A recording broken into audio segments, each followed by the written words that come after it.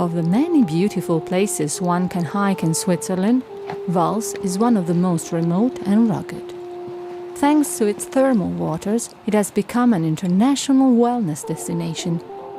But it's also a mountain walker's paradise.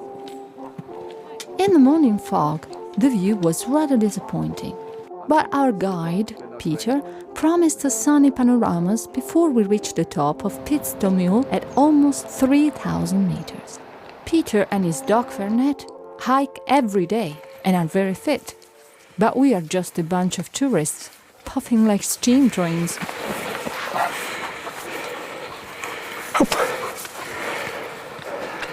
Fortunately, Ian, a British scientist who's been coming to Vals for many years, finds ways to make us stop and catch our breath.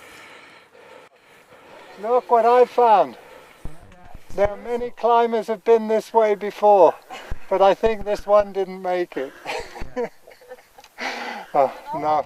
Nature's beauty and Ian's cheerfulness give us strength. Halfway through, we need a longer rest. Peter explains how the tough locals, the Valser, could survive at this altitude. People who live here came to this place 700 years ago from the area where is the Matterhorn. And then they stopped here because the Rossello is more or less has the same shape. They live really in the highest place in the Alps, so they got so tough. They can't die, actually. You have to kill them. Have to push them off the mountain. Yeah. You wouldn't believe he's already 85 years old. Yeah. Mountains make up 2/3 of Swiss territory, and alpine passes, for economic and strategic reasons, have played a big role in this country's history. Ahead of us is the steepest part of the hike. Nobody talks for a while. Fernet makes sure everyone is there. It's the last big push before the summit.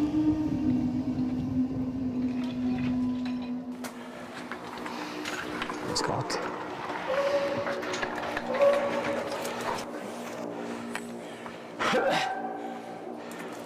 Slowly. Das ist nicht schlecht so. Jetzt darf. Nein. Mama. Heben. Ja, ich hebe. So. Komm. And then, we're there at last. We made it. Keeping control of these strategic passes was one factor in making the Swiss unite as a nation.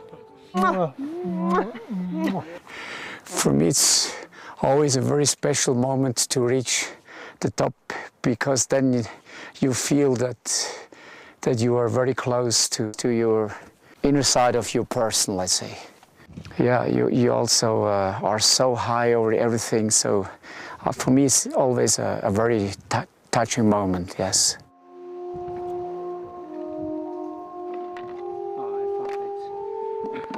Okay, we found it, we got it.